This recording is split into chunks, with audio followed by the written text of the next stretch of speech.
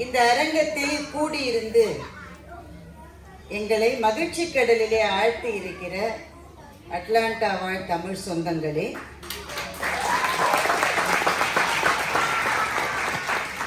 Atlanta மாநகர் தமிழ்ச்சங்கத்தின் சார்பில் எங்களை அழைத்து சிறப்பித்திருக்கின்ற அன்புக்குரிய சகோதரி பிரதீபா அவர்களே, அன்பு சார் அவர்களே, ஓகேவா? கொஞ்சம் வால்யூம் இல்லை, நீங்க கொஞ்சம் பக்கமா பேசுங்க. மரியாதைக்குரிய திரு பீட்டர் அவர்களே, மது அவர்களே, சங்கத்தில் பொறுப்பில் இருக்கிற அனைத்து சகோதர சகோதரிகளே, இங்கே ஓரத்திலே நின்று கொண்டு குழந்தைகளை வைத்துக் கொண்டும் டீயை சாப்பிட்டு கொண்டும் இருக்கிற நண்பர்களே,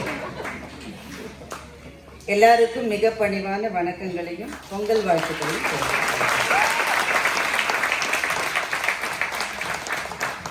உங்க அன்பு பிரமிக்க வைக்கிறது.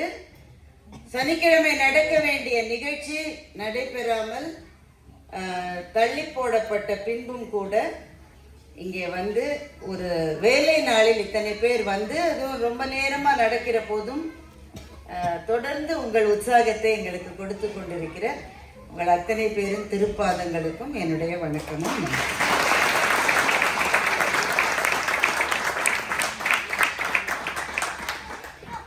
இந்த பேசின 2 குழந்தைகளுக்கும் என்னுடைய மனப்பூர்வமான வாழ்த்துக்கள்.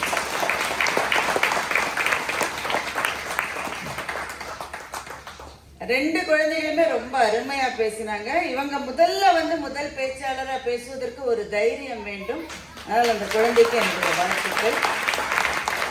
ஸ்ரேயா அவங்களுக்கு அது நம்ம ஜான்சி ராணி தூள்படுத்திருச்சு. உண்மையிலேயே மனப்பூர்வமாக நான் சொல்லுகிறேன், இப்படிப்பட்ட ஒரு பேச்சை எங்கள் தமிழ்நாட்டில் எங்களால் கொண்டு வர முடியவில்லையே என்று எனக்கு வருத்தமாக இருந்தது.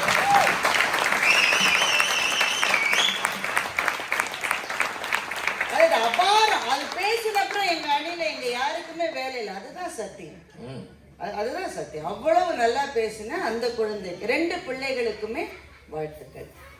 நடுவர் அவர்களே, இப்ப இந்த 10 பேர் பேசுற பட்டிமன்றத்துல 10ஆவதா நான் பேசுறேன். நான் பதில் சொல்ல வேண்டியது இவங்க அத்தனை பேர். முந்தினது பத்மாவதி வேற. ஆமா, அதுல அந்த குழந்தைய விட்டுறலாம், அவங்களுக்கு மறுப்பு சொல்லணும்ன்றது இல்லை. ஏன்னா நல்லா பேசியிருக்காங்க. பாக்கி 4 பேர்ல எனக்கு முன்பு பேசின பத்மாவதி எனக்கு ரொம்ப பிடிச்சிருக்கு.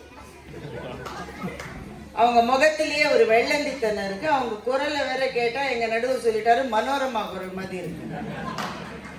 அதனால அவங்களுக்கு ஒண்ணு நான் மறுப்பு சொல்ல வேண்டாம் அப்படின்னு எனக்கு தோணுது. என்ன கொஞ்சம் அவங்க என்ன செய்யறாங்கன்னு நமக்கு புரியல.